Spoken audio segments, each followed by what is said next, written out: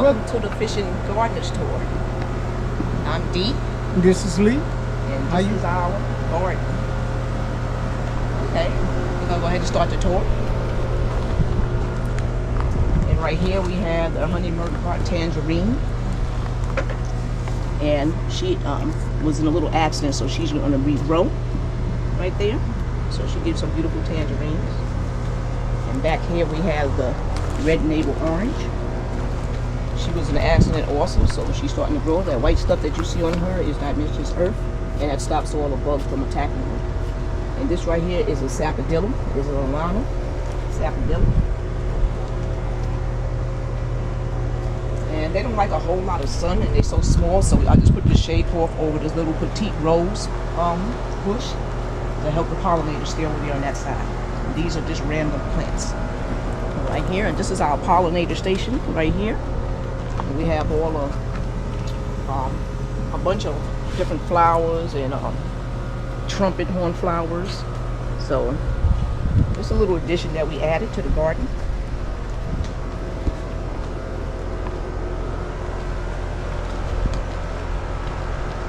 And right here we have our loquat tree, and she's a grafted dwarf loquat tree.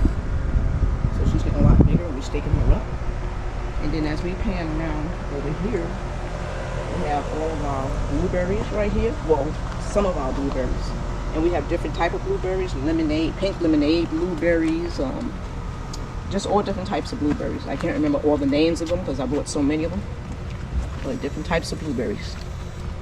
And we also got some lemongrass right here. And if you ever smell this, boy, it smells so good. That's some lemongrass right there.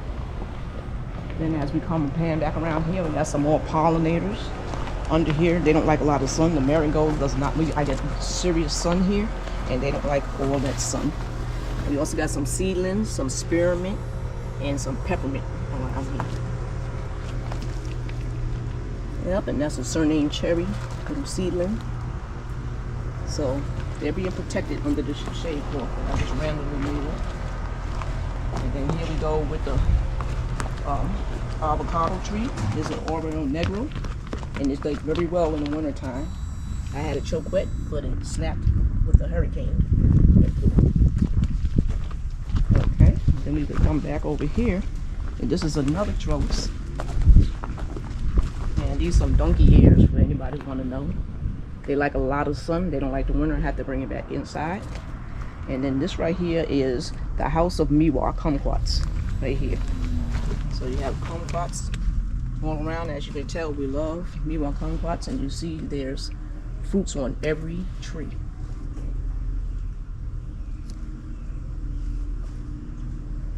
And they're sitting under our grape. This is our grape trellis and passion fruit trellis. And we harvest most of the grapes. There's some right there left that was leaving for the birds.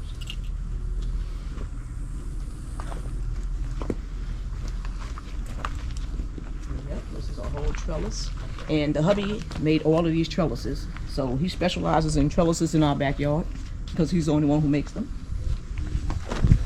And as we come around, these two are lemon trees, and I had to start them again because something was attacking them, so they're coming back very well. This one actually kept one lemon on it.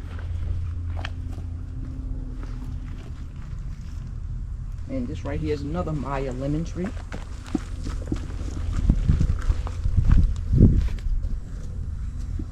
And we got another grape trellis going right around. Yes, we like a lot of grapes.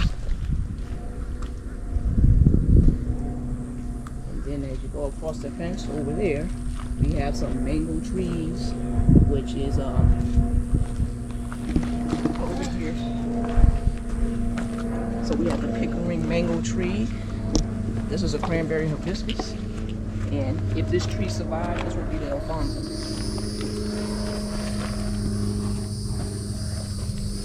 Another random tree, and that's a pink guava tree. We had to start her all over because the cold took her, and she's coming out beautifully.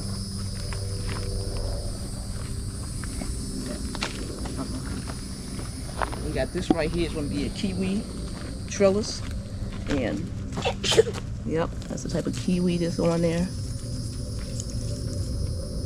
and a hardy kiwi, and that's gonna go straight across.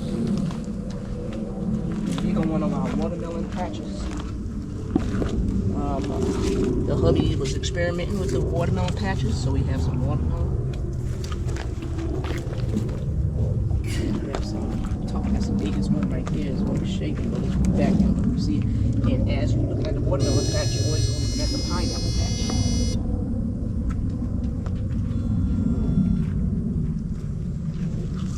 Okay, this right here is an ice cream bean tree.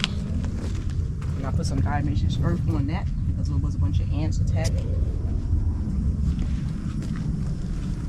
And we have some of our herbs over there.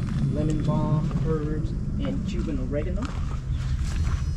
And this is just a seedling for the Pakistani mulberry. And as we come in here, there's a variety of things growing. We got sweet potatoes getting ready to start, so I can take the slips and dip them in water. They root, and we'll put them in the ground. This right here is my little buddies from next door. This is his little, it's called a pineapple ground cherry, and he loves these little, they're wrapped up in paper and you take them off and they actually taste like little pineapples. And that's the pomegranate.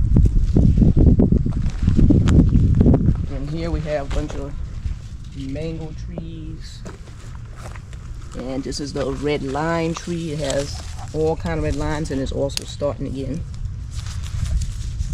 Another mango tree, a couple back there. These are some more mango trees.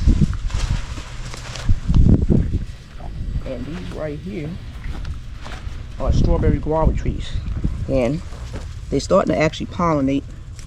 I've hand pollinated some of them with the flowers in there because they wasn't pollinating before, so I decided to hand pollinate them.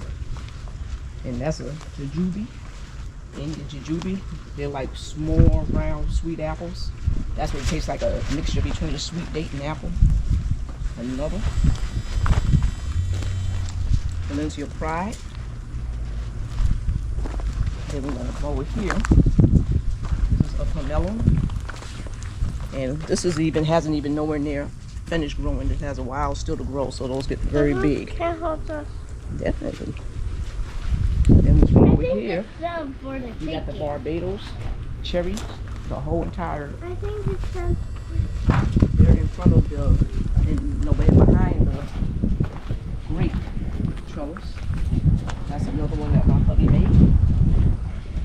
And those are muscadine grapes.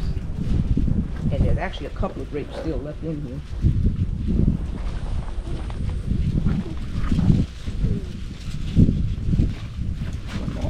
Okay.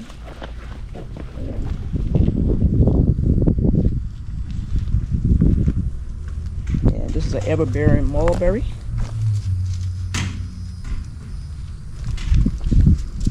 And this is a Pakistani mulberry.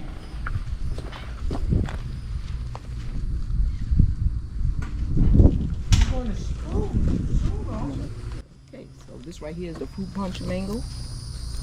Had some names on it, but the rain washed it off. This is the white mulberry.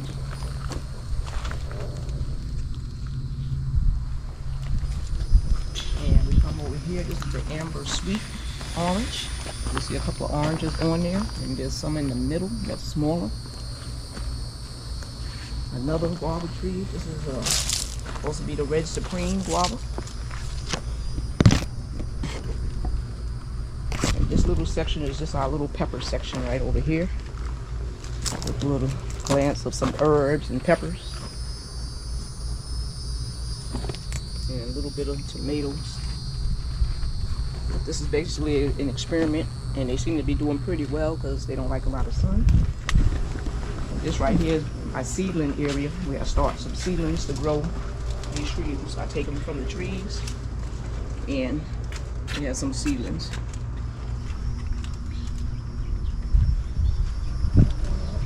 Okay, and right here, this is a Mexican cream guava.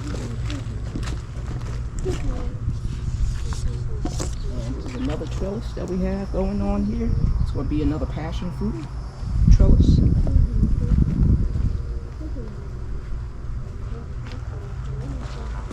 here we have a bunch of miracle fruit trees, and you see all the fruits in there, and they turn red. And you eat one of those fruits with something sour, like this lime right here, and it makes it taste very sweet, like a fruit punch. So we have 3 of those.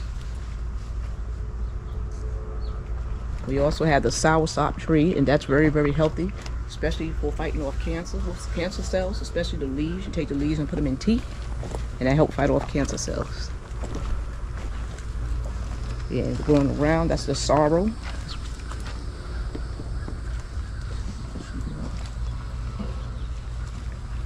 And we got the Jamaican strawberry making a comeback because it almost died during the winter time. I had 2, we're down to 1, and another loquat tree.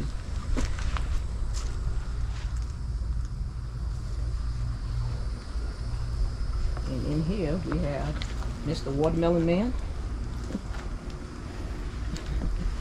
growing some watermelons. These are the smaller ones. And we have some in here, and they're all around. One of them got attacked already. And then you come around, this is another trellis. So we have a mixture of the watermelon, which watermelons are not one big one. You know. And then after that, it's going to go right on to passion fruit. And that's the passion fruit vine. Then we got a mixture of trees here, Java Chicada trees, and that's an avocado tree. This right here is a dwarf Hawaiian star fruit tree. It's supposed to be very sweet because I don't like sour star fruits.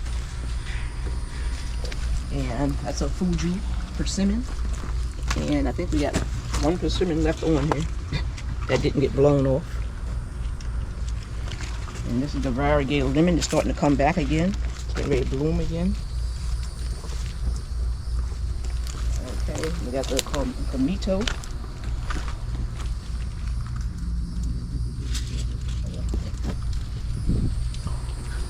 We got one strawberry pot. This area right here is, these plants do not like sun, so we got them tucked in there for experiment. There's a rubber plant, there's a rose, different plants in there. Just trying to experiment. And we got this little thing for $3 at the flea market.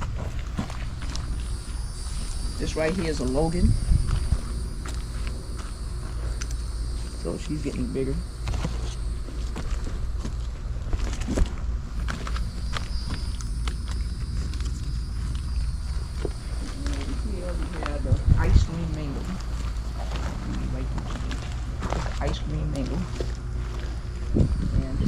Ever-bearing strawberry. I have those little red rocks there so it can fool the birds, so when the strawberries come, hopefully they won't peck the strawberries away.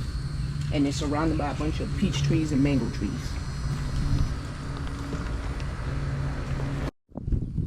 So this is one of my smallest persimmon trees, and it's the one that has most of all the fruits. Because other trees, when it came to that rainstorm, all the fruits dropped except for this little tree right here. And we have all of those are persimmons down there. Just got 1 or 2 fruits. But that's the one, the smallest one has the main amount of fruits, and the biggest one didn't give me nothing yet. Then as we come around, this is another little pollinating area right here with roses and trees, and then some more miwa kumquats. And that's just like all of them, and how tiny they are. They just grow bigger and bigger and bigger, and they just produce all year round. So with those miwas, you can eat the whole fruit, skin and off. Oh, this is a liver. This right here is a pineapple pear tree right here. I had to throw diatomaceous earth on it because it was being attacked by aphids. And I have some more fuju and fig trees. This side is mostly a lot of stone fruit, so I don't have to worry about it in the wintertime. We got the Santa Rosa plum. We have nectarine trees. Scarlet Beauty, she gave us a lot of plums. They got all blown off. This right here, June plum. She died and came back to life. Well, she didn't die, but she was almost gone. She's coming back to life. more pollinators. I try to keep the pollinators around the trees, even though those don't need pollinators. We got sugar apple trees and more plum trees. This soursop tree, I doubt if it'll come back, but how do you think it will? So I'm gonna leave it there. These right here are some more. That's an echinacea.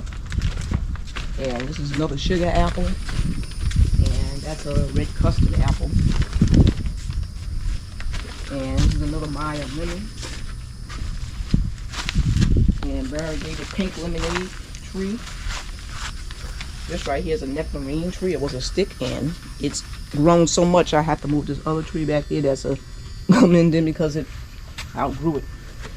And these are some corn trowels that we're about to rip up. And we're coming towards the end. These right here are red lady papayas. And they have a lot of papayas all on them. Both of them are the same. That one's just slower.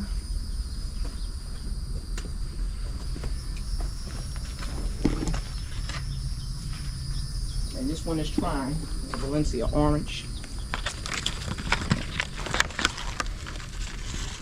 Had a couple of oranges in it. Okay. And this is just a navel orange. And then we have the blueberries. And the last but not least is the shade house. And hubby built that, and that's where we just put the tomato plants and cucumber plants. Actually, let me show you one of the cucumbers real quick. You can see it. So we haven't been doing that good with the cucumbers, but this is our first time trying. But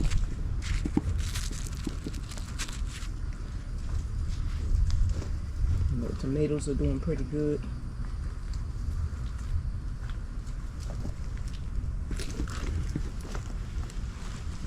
Okay, so basically this concludes the garden tour for June. We'll probably try to come out with another one in about the end of August when we're actually growing something. And hope you have a blessed day. Goodbye.